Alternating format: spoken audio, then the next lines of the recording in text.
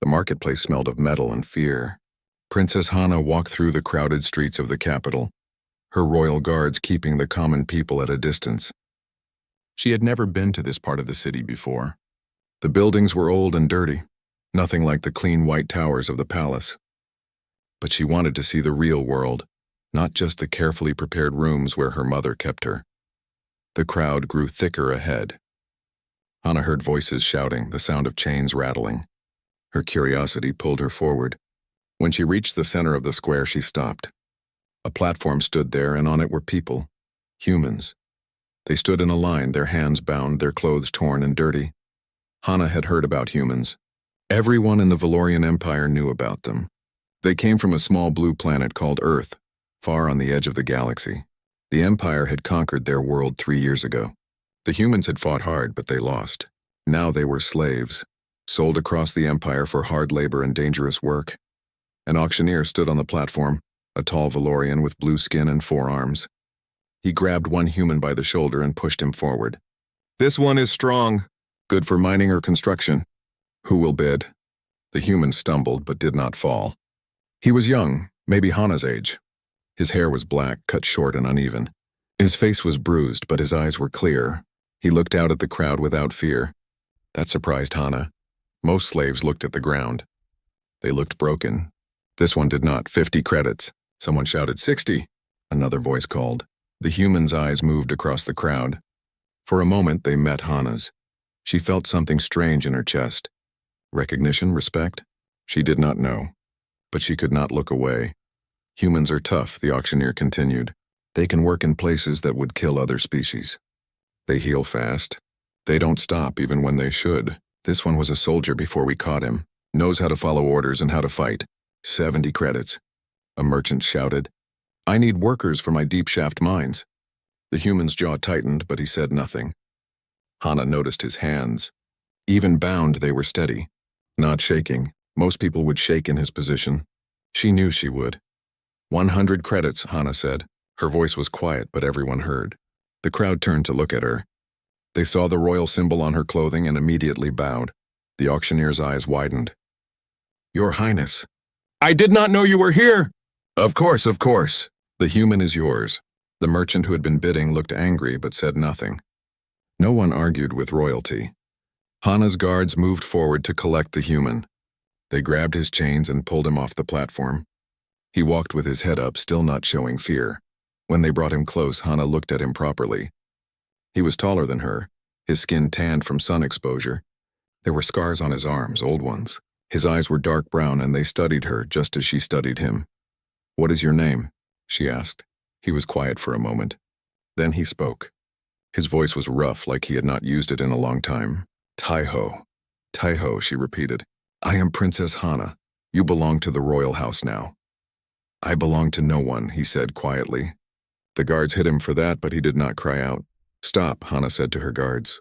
Bring him to the palace, carefully. That evening, Hana stood in her mother's throne room. Queen Mirai sat on her crystal chair, looking down at her daughter with disapproval.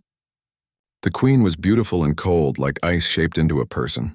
She had ruled the Valorian Empire for 30 years, and she ruled it well. You bought a human, the queen said. It was not a question. Yes, mother. Why? Hana thought about that. Why had she? She did not know exactly. He looked different from the others. Different how? The queen's voice was sharp, unbroken. Queen Mirai was quiet for a long moment. She looked at Taiho, who stood between 2 guards. His chains had been removed, but he still stood like a soldier at attention. Humans are useful for some things, the queen finally said. They are strong. They can survive in harsh environments. But they are not civilized like us. They are violent. Their world was always at war before we came. Do you understand? Yes, mother. What will you do with him? Hana had thought about this on the way back to the palace. Make him my personal guard, the queen laughed.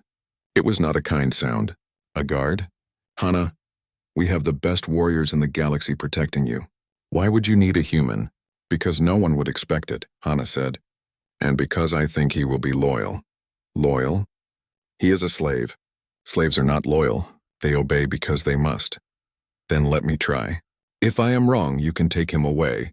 Queen Mirai studied her daughter's face. Finally, she nodded. Very well. It is a harmless enough game.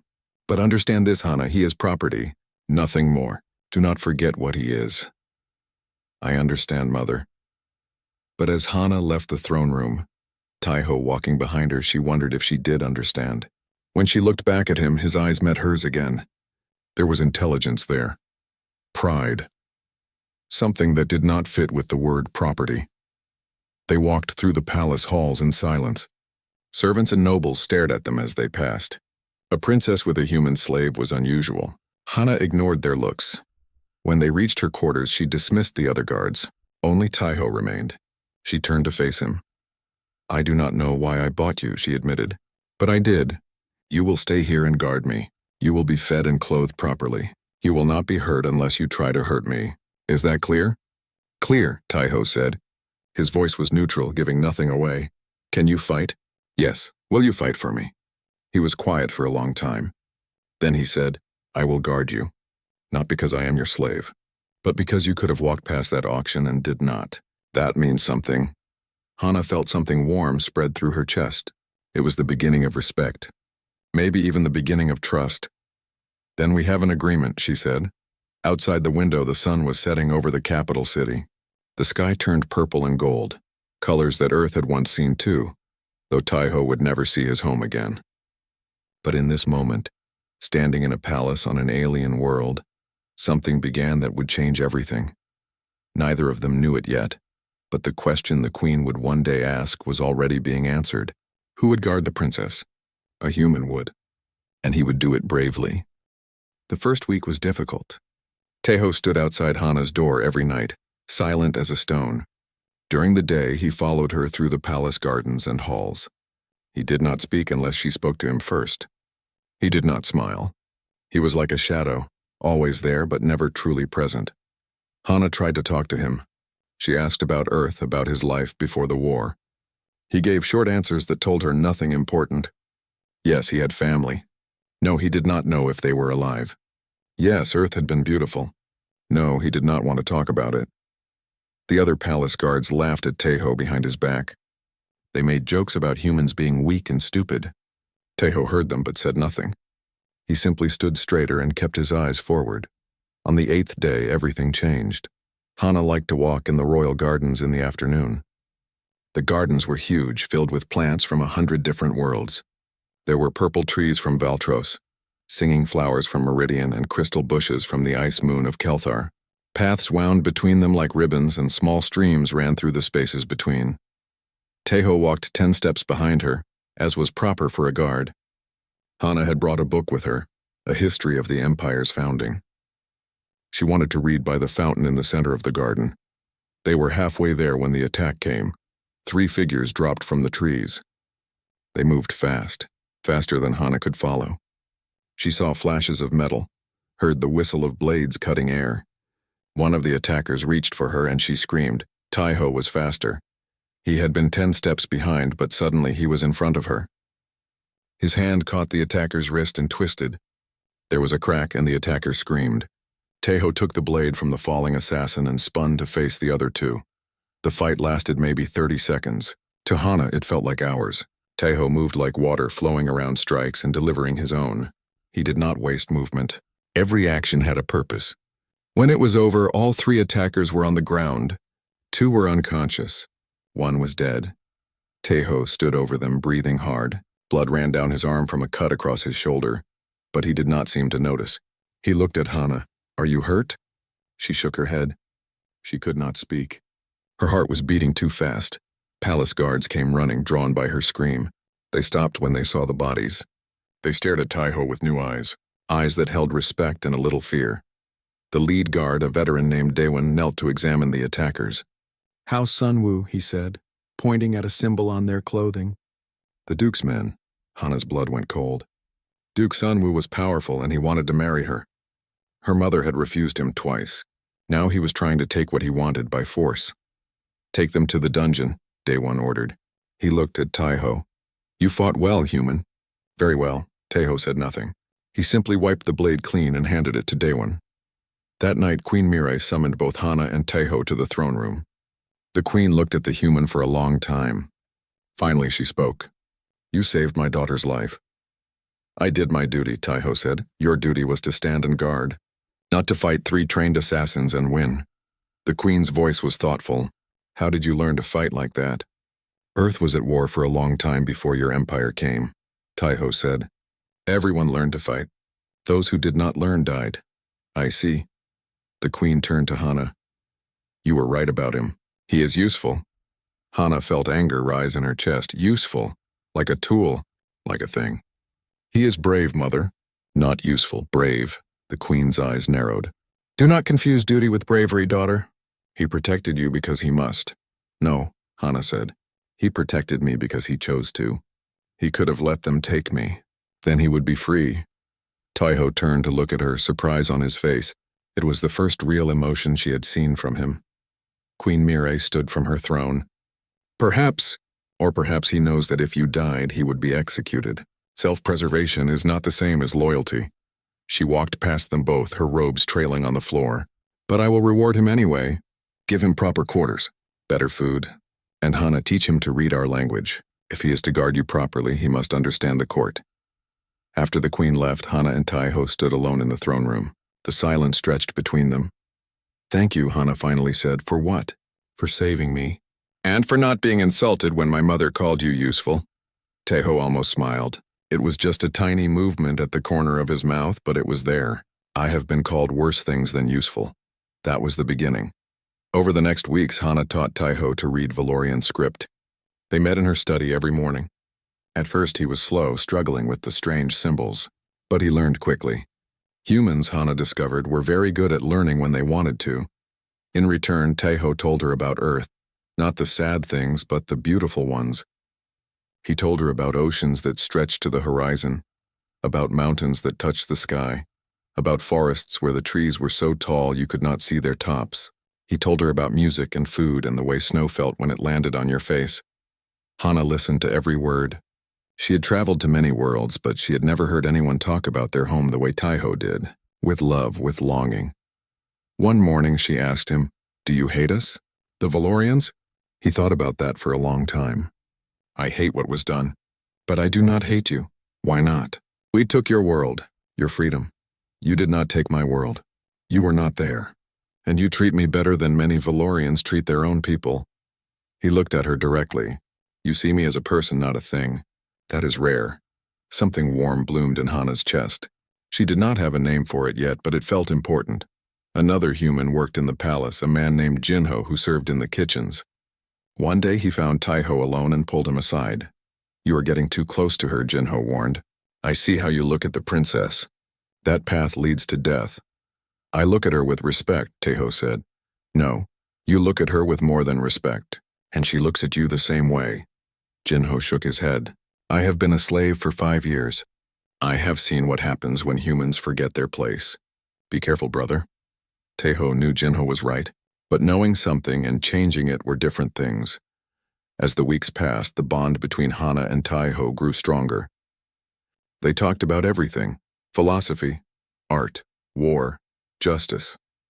Hana found that Taiho was intelligent, far more than the Empire gave humans credit for. He challenged her ideas, made her think in new ways, and slowly, carefully, they began to care for each other. Not as princess and guard, not as owner and slave, but as two people who had found something unexpected in an impossible situation. Neither of them spoke about it. Speaking would make it real, and making it real would make it dangerous. But in the quiet moments when Taiho stood guard outside her door at night, Hana would sometimes pause before going inside.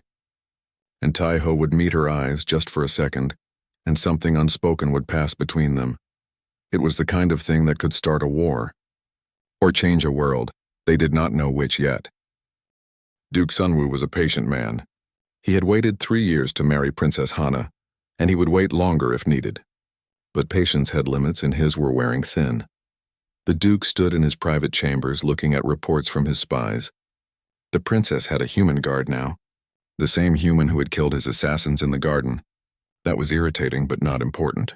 What was important was that the princess seemed to care about the human.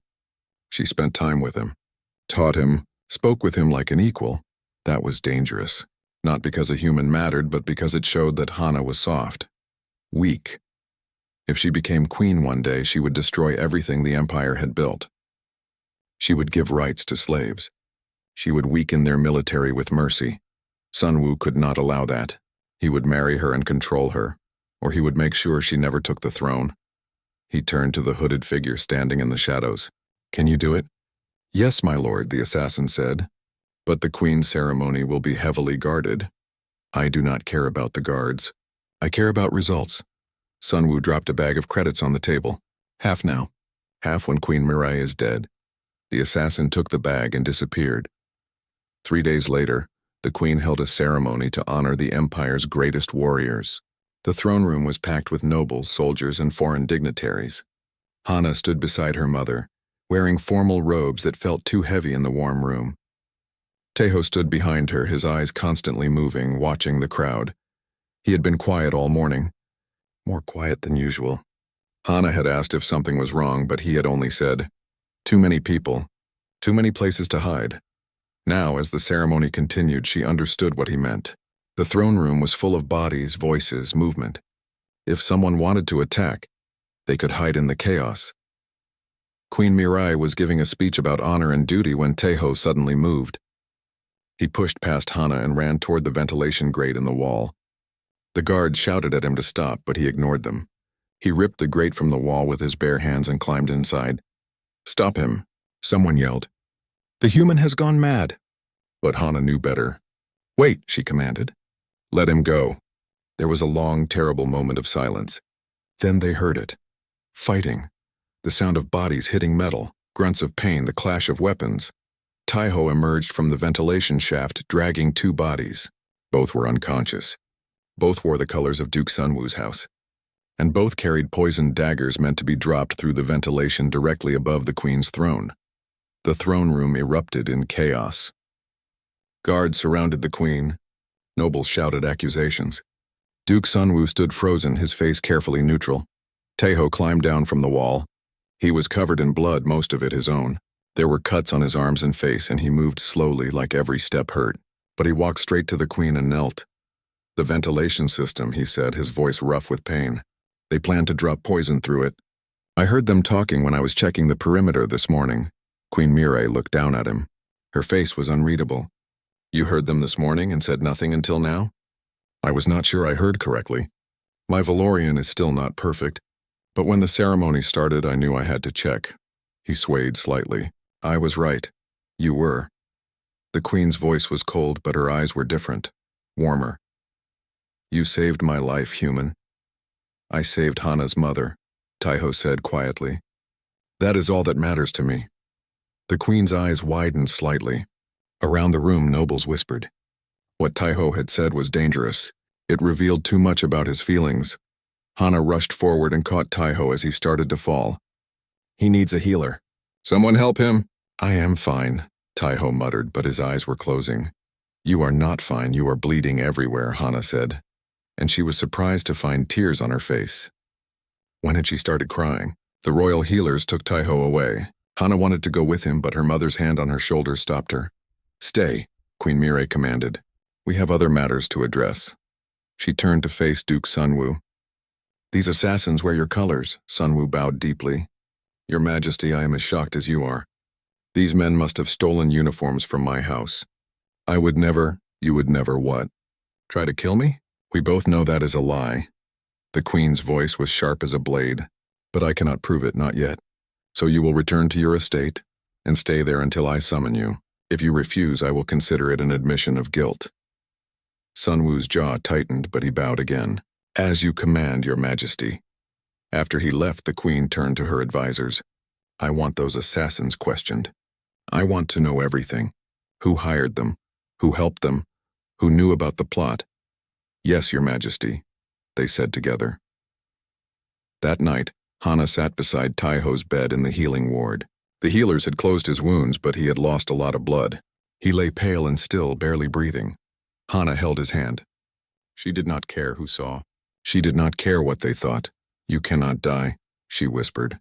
"I forbid it." Taeho's eyes opened slowly. He looked at her and tried to smile. "Since when do humans follow orders?" "Since I gave them." She squeezed his hand. "Why did you do that?" You could have died in there, better me than you. Why? He was quiet for a long moment. Then he said, You know why? She did know. And that terrified her, because she felt the same way. Somewhere between the reading lessons and the quiet conversations, between the moments of laughter and the comfortable silences, she had fallen in love with him. It was impossible. It was forbidden. It would bring disaster to them both, but it was also true. Taiho, she began, but he shook his head. Do not say it. If you say it, we cannot take it back. Maybe I do not want to take it back. Hana. Princess Hana, a voice said from the doorway. They both turned. Queen Mirai stood there, watching them with an expression Hana could not read.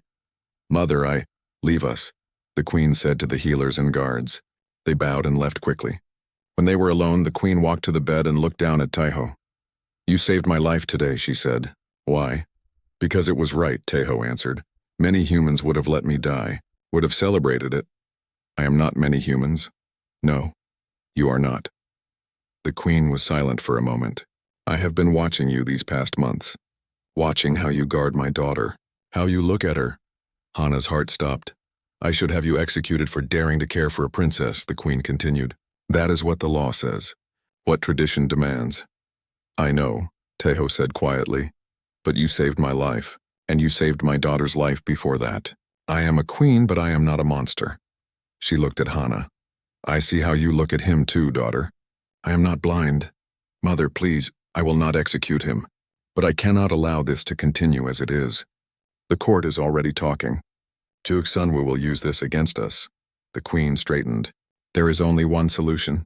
Taiho must prove himself worthy of standing beside you as an equal, not as a slave, not as a guard, as a noble. Hana stared at her mother. How? Humans cannot become nobles. The law allows for trials of worth. If a person completes 3 impossible tasks, they can be granted citizenship and nobility. It has not been done in 200 years, but the law still exists. Taiho tried to sit up. What tasks? I do not know yet, but they will be designed to kill you. The nobles will make sure of that. They will not want a human to succeed. The queen looked at him steadily. You may die trying, or I may succeed. The odds are against you. Taiho smiled, and this time it was real. When have the odds ever been in favor of humans? Queen Mirai almost smiled back. Very well. Rest and heal. When you are recovered, the trials will begin. And may whatever gods you believe in help you. She left, her robes whispering across the floor. Hana and Taiho sat in silence for a long moment. You do not have to do this, Hana finally said. Yes, I do. You could die. Then I die trying to be worthy of you. That is better than living as a slave who loves someone he can never have. Hana leaned forward and rested her forehead against his. You are already worthy. You have always been worthy. Then I will prove it to the rest of the galaxy, Taiho said. And when I do, nothing will stand between us. Outside the window, the twin moons of the capital world rose into the night sky, casting silver light across the city. Somewhere in that city, Duke Sunwoo was planning his next move. Somewhere assassins were sharpening their blades. But in the healing ward, 2 people held each other and dared to hope. Hope, it turned out, was the most human thing of all. War came like a storm, sudden and violent. The Kreth Dominion attacked the eastern border worlds without warning. They were a powerful empire, rivals to the Valorians for centuries. Their ships were fast, their weapons devastating, and their generals had no mercy. Within 2 weeks, the Valorians had lost 3 planets. Within a month 10, the military commanders stood in the War Council chamber, pointing at maps and arguing about strategy. But nothing worked. Every time they predicted what the Kreth would do, the enemy did something different. Every trap they set was avoided. Every defense they built was broken. Queen Mirai sat at the head of the table, her face grim. We are losing this war, she said bluntly. Our technology is superior. Our ships are better. But we are still losing. Why? General Daewon spoke carefully. The Kreth are unpredictable, Your Majesty. They do not follow standard military doctrine. They attack where we are weak, retreat when we are strong, and strike again when we relax. It is chaos, not strategy. Taiho stood in the corner of the room. He had been invited as Hana's guard, but his mind was not on guarding. It was on the maps, on the patterns of attack, on the way the Kreth moved. He had seen this before. On Earth, in the wars between nations. It was not chaos. It was guerrilla warfare, Your Majesty, he said quietly. The room went silent. A human had spoken without being asked. That was not allowed. But Queen Mirai had changed since he saved her life. She gestured for him to continue. Speak, Taiho. The Kreth are not being chaotic. They are fighting like humans fight. Explain, the Queen commanded. Taiho stepped forward to the map. On Earth we had wars for thousands of years. When a small army fought a big one, they could not win with direct battle. So they used different tactics. Hit and run, ambush, strike where the enemy is not looking.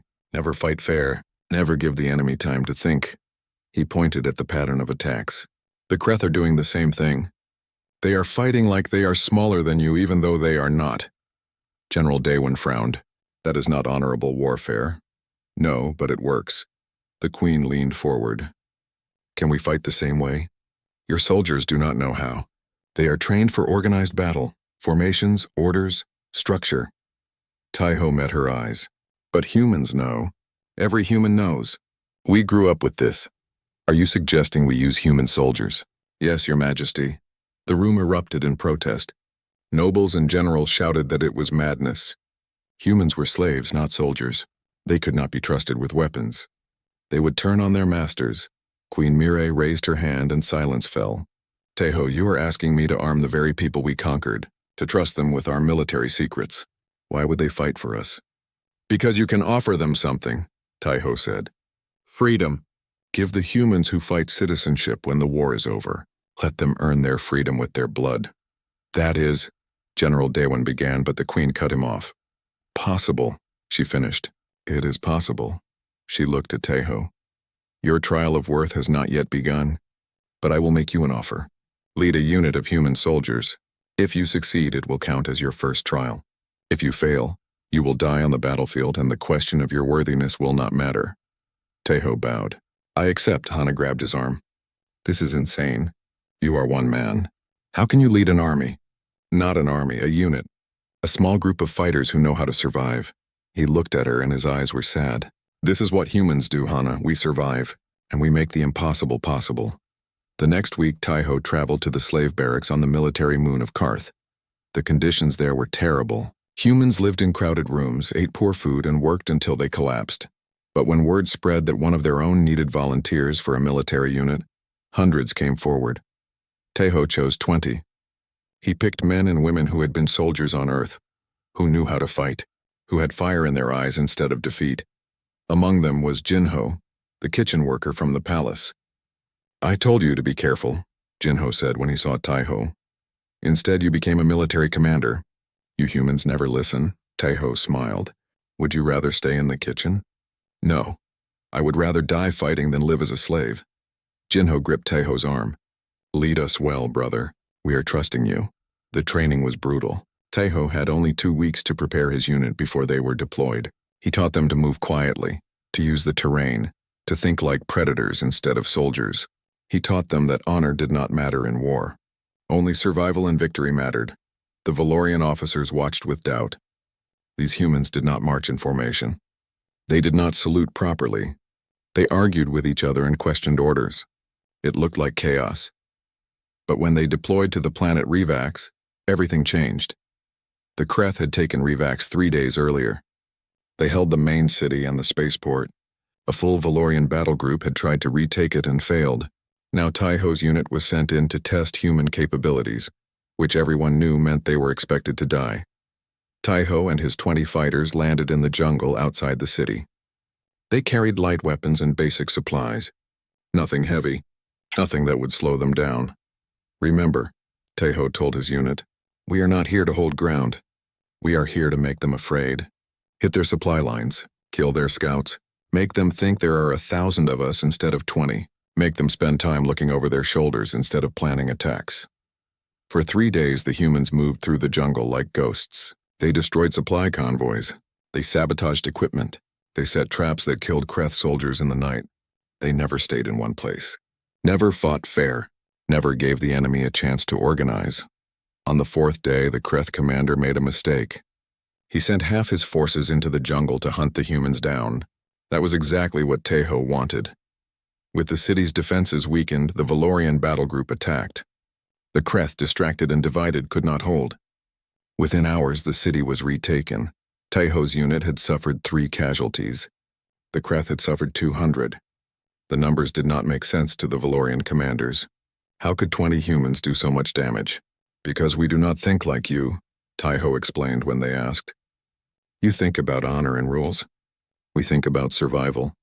When you are weak, you cannot fight with strength. You fight with cunning. Word of the victory spread quickly.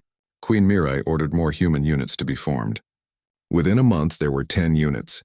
Within 2 months, 50. Humans who had been slaves became soldiers. They fought in ways that terrified the Kreth and amazed the Valorians. The tide of the war began to turn, but not everyone was happy.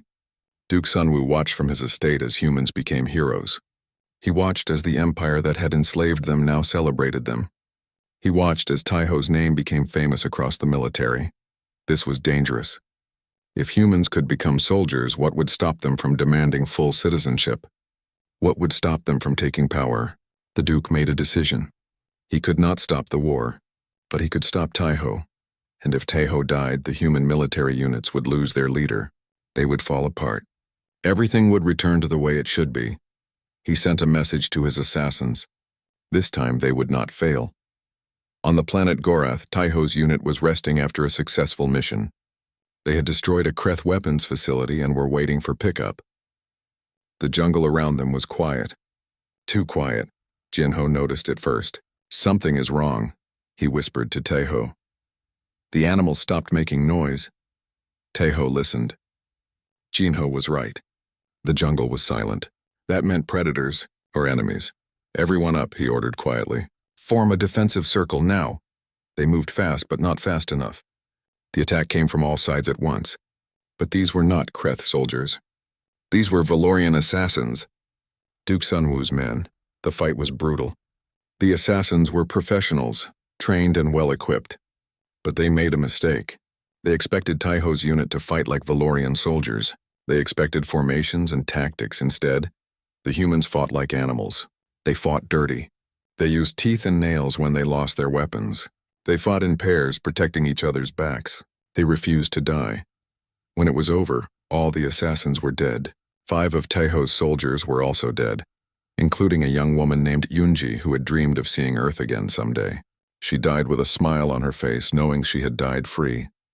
Taiho knelt beside her body, grief and anger warring in his chest. He knew who had sent the assassins. He knew why. This is not over, he said to Jinho. No, Jinho agreed. But we are winning. That is why they are afraid. The powerful only try to kill you when you become a threat. Taiho looked up at the sky, where Valorian ships were coming to pick them up. Somewhere up there, Hana was waiting. Somewhere, Duke Sunwoo was planning his next move. And somewhere, the war continued. But for the first time since Earth fell, humans were not just surviving. They were winning. Taiho returned to the capital as a hero. The streets were lined with people cheering for the human commander who had helped turn the war. Soldiers saluted him. Children waved. Even some nobles nodded their heads in respect as he passed. But heroes made enemies, and Taiho had made a powerful one. Duke Sunwoo stood in the shadows of the palace courtyard, watching the celebration. His face was calm, but inside he burned with rage. The human had survived again. Worse, he had become famous. The people loved him. The military respected him. Even the queen seemed to favor him. It was time to destroy him in a different way. Not with blades, but with truth. The Duke had spies everywhere. They had watched Taiho and Princess Hana for months. They had seen the way the princess looked at her guard. The way she touched his hand when she thought no one was watching. The way they stood too close, spoke too quietly, smiled at each other with something deeper than friendship. It was a scandal waiting to happen. Sunwoo just needed to make sure it happened at the right time, in the right way. 3 days after the celebration, the Duke called for a full court assembly. Every noble in the capital was required to attend. Queen Mirai sat on her throne, annoyed at the interruption. Hana stood beside her, Taiho at Hana's back as always. Duke Sunwoo walked to the center of the throne room. He bowed deeply to the queen. Your Majesty, I come before you today with a heavy heart. I have discovered something that threatens the honor of the royal house. Speak plainly, Sunwoo, the queen said coldly. I have no patience for your games. Very well. The Duke gestured and a servant brought forward a small device. Images appeared in the air above it, projected for everyone to see. They were pictures of Hana and Taiho, in the garden, standing close together. In the library, her hand on his arm. In the healing ward, her forehead pressed to his while he lay injured. Innocent moments, but they looked like something else when viewed by a hostile court. The princess has formed an inappropriate attachment to her human slave, Sunwoo announced. She spends all her time with him. She teaches him, confides in him, touches him. This is not how a princess should behave with property. The court erupted in whispers. Some nobles looked shocked. Others looked pleased at the scandal. Queen Mireille's face went very still and very cold. These images prove nothing, the queen said. Perhaps not alone, your majesty. But I also have testimony from servants who have heard the princess call the human by name with affection, who have seen her weep when he was injured, who have heard her speak of him as if he were her equal. Sunwoo's voice was smooth as poison. The people are already starting to talk. If this continues, it will damage the royal house beyond repair. Hana felt her world crashing down around her. She wanted to deny it, but she could not lie. Everything Sunwoo said was true. She did care for Taiho, she did love him, and she was not ashamed of it, even if she should be. I will not apologize for treating someone with kindness, she said, her voice shaking but clear. Taiho has saved my life. He has saved my mother's life. He has served the Empire with honor. He deserves respect. He deserves execution, Sunwoo said flatly. He is a slave who has seduced a princess. That is treason. The law is clear. Taiho stepped forward. I have seduced no one. If there is a crime, it is mine alone. The princess has done nothing wrong. You dare speak in the queen's court? Sunwoo turned to Queen Mireille. Your Majesty, you see how he has no respect for proper order? This is what happens when you give slaves too much freedom. They forget their place. The queen was silent for a long moment. Hana could see her mother thinking, calculating. This was not just about Taiho or about her. This was about power, about the court, about the future of the empire. Finally, Queen Mireille stood. Duke Sunwoo is correct that this situation cannot continue, but he is wrong about the solution. Hope and fear warred in Hana's chest. Taiho has proven himself in battle, the queen continued. He has saved royal lives and turned the tide of war. To execute him would be wasteful and foolish, but to allow a slave to stand beside a princess is also impossible. She looked at Taiho. I told you before that you could earn citizenship and nobility through trials of worth. Your military victories count as the first trial. Now you must face 2 more. Mother, no, Hana began, but the queen raised her hand. This is the only way, daughter. If Taiho succeeds, he will become a noble, and there will be no legal barrier to whatever relationship you choose to have. If he fails, the question becomes irrelevant. Her eyes were hard, and Taiho understand this. The trials will be designed to kill you. The nobles will make certain of it. They do not want a human to succeed. They do not want change. I understand, Taiho said quietly. Then we will begin immediately. The queen turned to the assembled nobles. The second trial will be set by this court. What do you propose? Duke Sunwoo smiled. It was not a kind smile. The death gardens of Voltar Prime, your majesty. If this human can survive there for 7 days and 7 nights with no technology, no weapons, only his bare hands and his wits, then perhaps he is worthy of more than slavery. The court murmured with approval. The death gardens were famous across the empire, a planet where everything was designed to kill. Plants that ate flesh, animals that hunted in packs, weather that changed from burning heat to freezing cold in hours. Most Valorians who went there died within a day, even with full equipment.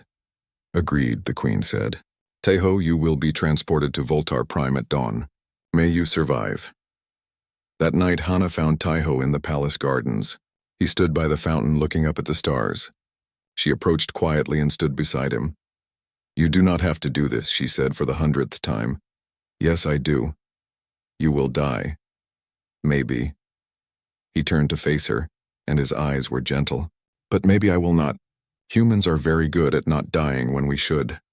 This is not a joke, Taiho. I know. He reached out and touched her face, the first time he had ever done so willingly. Hana, listen to me.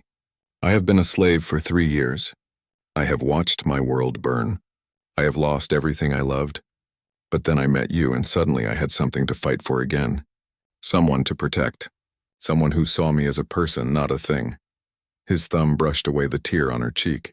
Whatever happens in those gardens, I want you to know that you gave me back my humanity. That is worth dying for. I do not want you to die for me. I want you to live with me. Then I will live. I will walk out of those gardens, and I will complete the trials, and I will stand beside you as an equal. I promise. She wanted to believe him. But the Death Gardens had never let anyone survive 7 days. No one. Humans have never tried, Taiho said, reading her thoughts. Maybe that is our advantage. They stood together in the darkness, holding each other, knowing that tomorrow might take everything away. In the palace above, Duke Sunwoo watched them from a window and smiled.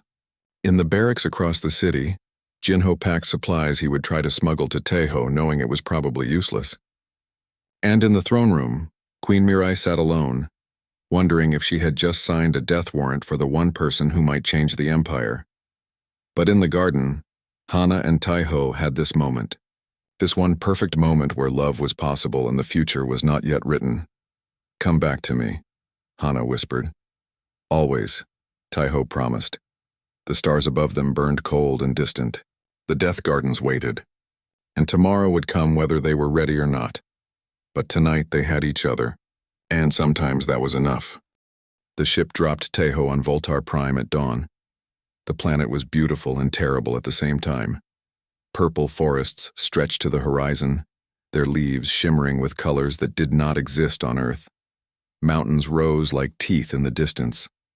The air smelled sweet, but Taiho knew that smell could be poison. The ship's door closed behind him. He was alone. 7 days, he said to himself. Humans have survived worse. He started walking.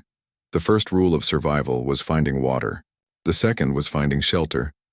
The third was not dying while doing the first two things. By midday, he had found a stream. He tested the water carefully, letting a drop touch his tongue. It burned slightly, but not enough to kill. His body would adapt. Humans were good at adapting. He drank carefully, then followed the stream. Water meant life, even on a death world. Where there was life, there were things to eat. Where there were things to eat, there were things that wanted to eat him. He was not wrong. The creature came at sunset. It looked like a wolf made of shadows and teeth. It moved fast, silent, perfect. Taiho saw it at the last second and threw himself sideways. The creature's claws missed his throat by inches. He rolled, grabbed a rock, and threw it. The rock hit the creature's eye. It screamed, a sound that made Taiho's bones ache. But it retreated. First night, Taiho muttered. 6 more to go. He did not sleep that night. He sat with his back against a tree, a sharp stick in each hand, watching the darkness. The creatures came back twice more, testing him. He fought them off. By morning, his arms were covered in scratches and he was exhausted. But he was alive. The second day was worse. The temperature rose until the air felt like fire in his lungs. Valorians would have died from the heat, but humans had evolved on a planet with deserts and jungles. Taiho's body knew how to sweat, how to conserve water, how to survive heat that would cook other species. He found plants that looked edible. He ate them carefully, bit by bit, waiting to see if they were poison. Some were. He vomited them up and moved on. Some were not. He ate those. On the third day, he fell into a trap. The ground opened beneath him, and he dropped into a pit lined with thorns. The thorns cut deep and poison burned in his blood. He could feel his heart slowing, his vision blurring. This was it. This was how he died. But then he remembered Hana's face, her voice, her promise to wait for him. No, he said through clenched teeth, not yet. He climbed. Every movement was agony. The thorns cut deeper, the poison spread. But he climbed, inch by inch, foot by foot. Humans were persistence hunters. They did not give up. They did not stop. He reached the top and collapsed. For a long time he did not move. But eventually he forced himself up. He found plants that his military training had taught him might counter poison. He chewed them, They tasted like death, but his body fought the poison. On the fourth day, he woke up. He should have been dead. He was not. Humans are stupid that way, he said to the empty forest. We refuse to die when we should. The fifth day brought the gladiator challenge, though Taiho did not know it yet. Back on the capital world, Queen Mirai had announced that Taiho's survival in the Death Gardens was his second trial. Now, if he survived all 7 days, he would face the third trial immediately, the gladiatorial arena. Duke Sunwoo had chosen the opponents personally, the deadliest fighters from across the empire, creatures with natural armor, with poison, with strength that could crush stone. And one surprise that would ensure Taiho's death. But in the gardens, Taiho knew none of this. He only knew that the days were getting harder. The planet was fighting him with everything it had. The weather turned from heat to freezing cold. His body, tough as it was reaching its limits. On the 6th day, he found a cave. Inside was a nest of something large and dangerous, but it was also warm and dry. Taiho made a decision. He waited outside until the creature left to hunt, then went inside and destroyed the eggs he found there. It was cruel. It was necessary. Survival was not about being kind. When the creature returned, it smelled the broken eggs and went mad with rage. It charged out of the cave, looking for the killer. By then, Taiho was gone, hidden in the trees, watching. The creature searched for hours, then finally left, grieving. Taiho took the cave. He slept for the first time in 6 days. On the 7th day, he walked back to the landing zone. His clothes were torn. His body was covered in cuts and bruises and scars. He had lost weight. He looked like death, but he was alive. The ship landed, and Hana ran out before it had fully stopped. She threw her arms around him, and he held her, too tired to speak. "You did it," she whispered. "You survived. Did you doubt me?" "Every single second." He laughed, and it hurt his ribs, but he did not care. They took him back to the capital. He had 1 day to rest, to heal, to prepare. Then the third trial began. The arena was huge, built to hold 50,000 spectators. Every seat was filled. The Empire wanted to see if a human could really become a noble. They wanted to see him try. Most wanted to see him fail. Taiho stood in the center of the arena, wearing simple armor and carrying a basic sword. Across from him stood his first opponent, a Krellian warrior 8 feet tall with 4 arms and natural bone armor.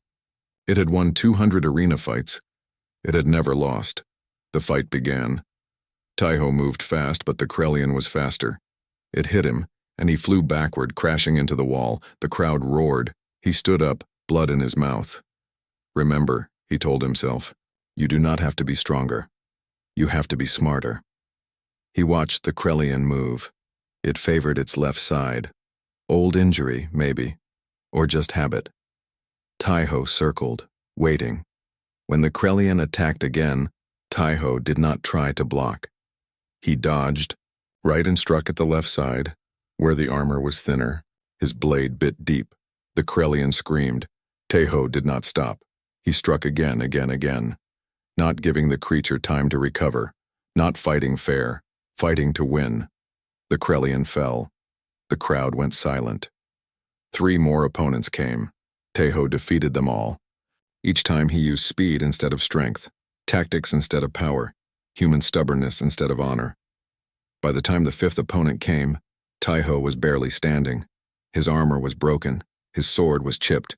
Blood ran from a dozen wounds. And then he saw who the 5th opponent was, Jinho. His friend stood across the arena wearing slave chains and holding a sword.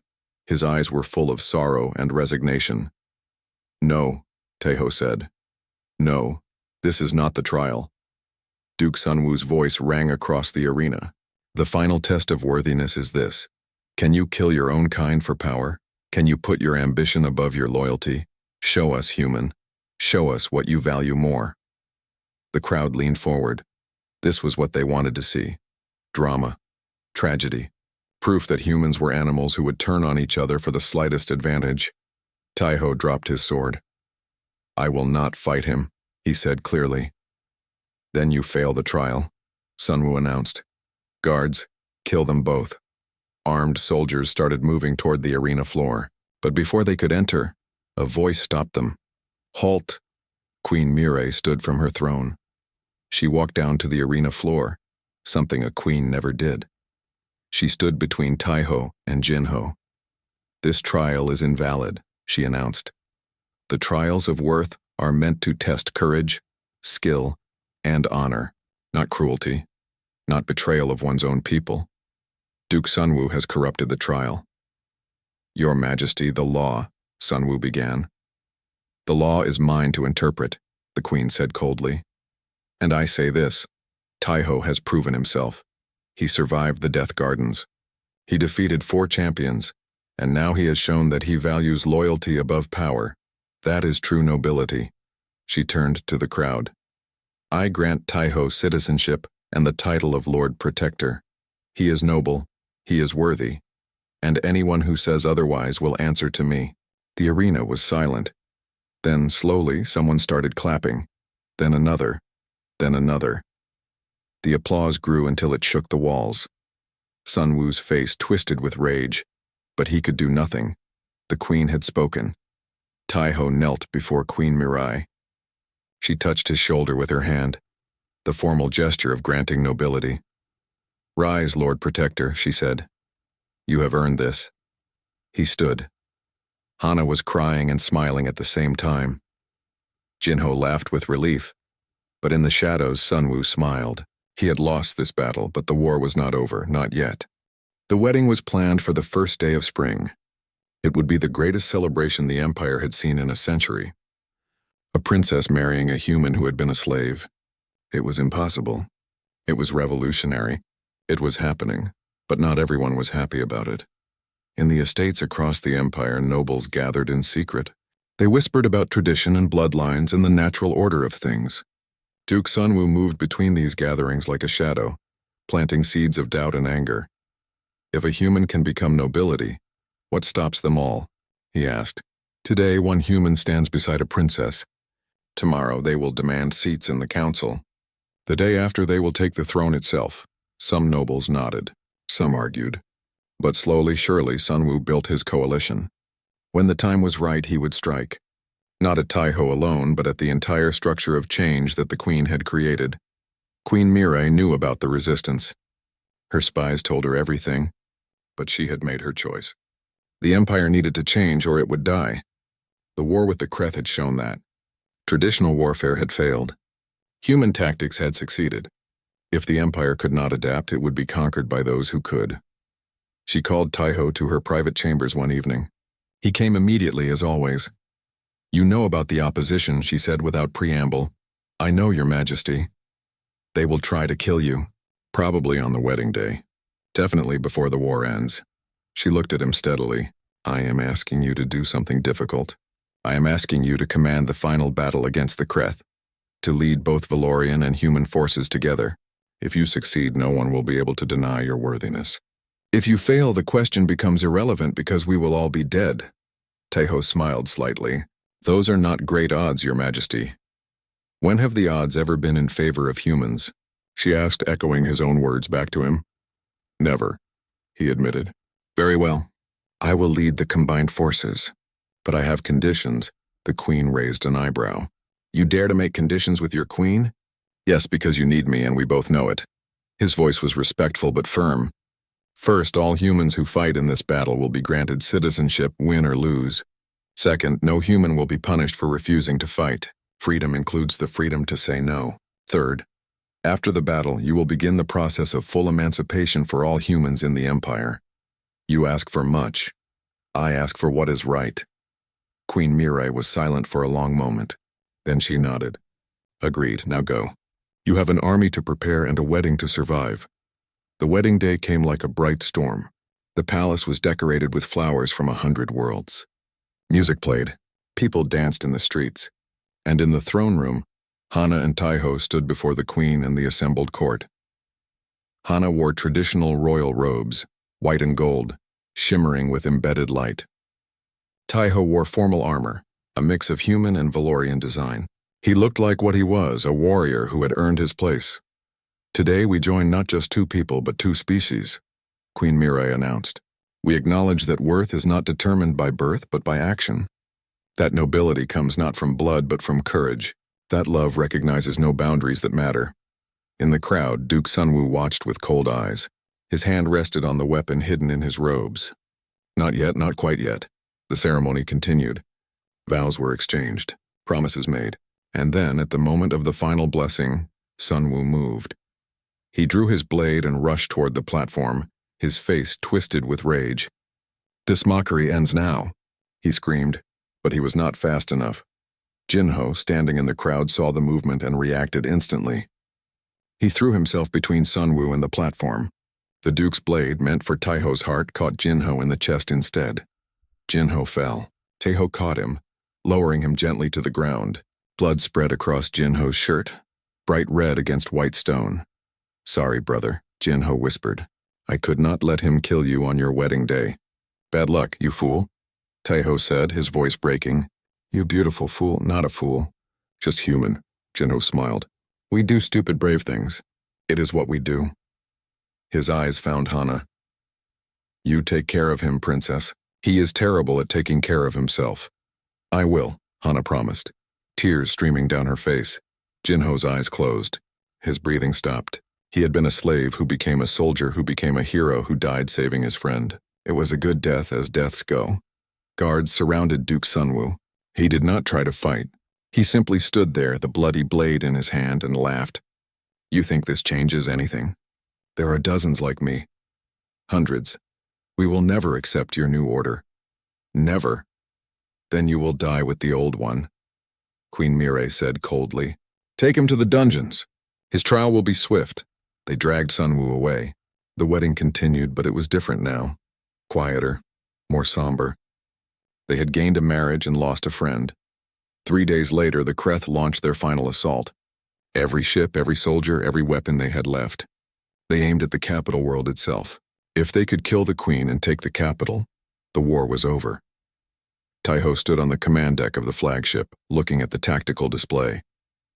Beside him stood Valorian generals and human commanders. Species that had been enemies 3 years ago now fighting side by side. "They outnumber us 2-1, General Daewon said quietly. "Yes," Taiho agreed. "But numbers are not everything. What do you propose?" "Something they will not expect. Something insane." Taiho pointed at the display. "We fake a retreat. Draw them toward the capital.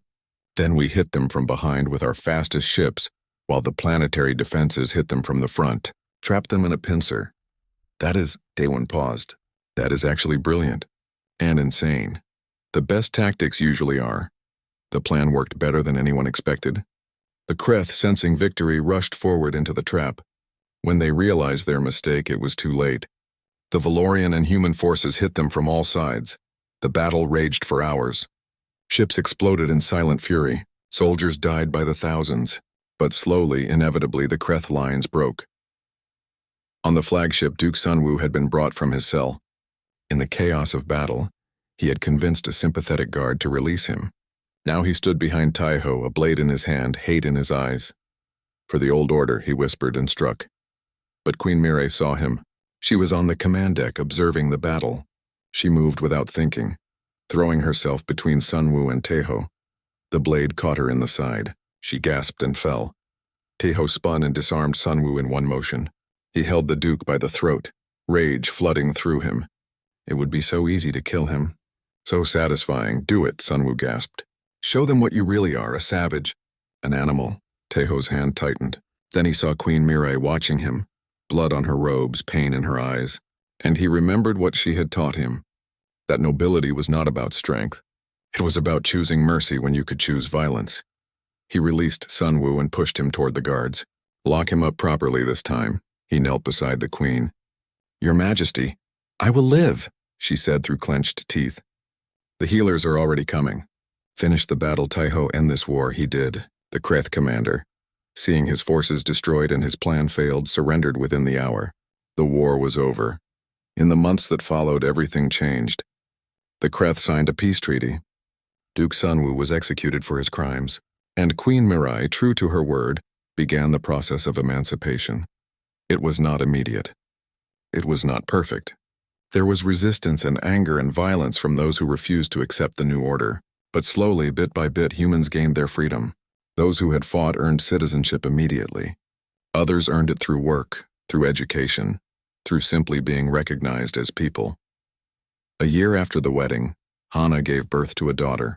They named her Yunji, after the soldier who had died in the jungle. She was the first child born to both human and Valorian blood. She would not be the last. 5 years after the wedding, the first human sat on the Imperial Council. 10 years after, a human served as the Queen's chief advisor. 20 years after, the distinction between human and Valorian had become less important than the distinction between citizen and citizen. Taiho and Hana stood on the palace balcony, watching their daughter play in the gardens below with children of both species. Beside her was Queen Mirai, older now but still strong. "Do you ever regret it?" Mirai asked. "All the pain and struggle to get here?" Hana thought about Jinho, who had died saving them. About all the humans who had died earning their freedom. About the nobles who had resisted and suffered for it. "No," she said finally. "Change is always painful, but it is necessary. We are stronger now than we ever were before." "Indeed." The Queen smiled slightly. She looked at Taiho. "When I first saw you, I thought you were just property. A useful tool. I was very wrong." "You learned," Taiho said. "That is all anyone can ask." Below them, a group of young guards passed by. Half were Valorian, half were human. They laughed together, shared stories, existed as equals. One of the young Valorian guards looked up and saw Taiho. He saluted sharply. "Lord Protector." Taiho saluted back, a small smile on his face. Queen Mirai watched this exchange and asked the question that had started everything. "Who guards you so bravely, daughter?" Hana looked at Taiho, at the guards below, at the children playing together without seeing difference.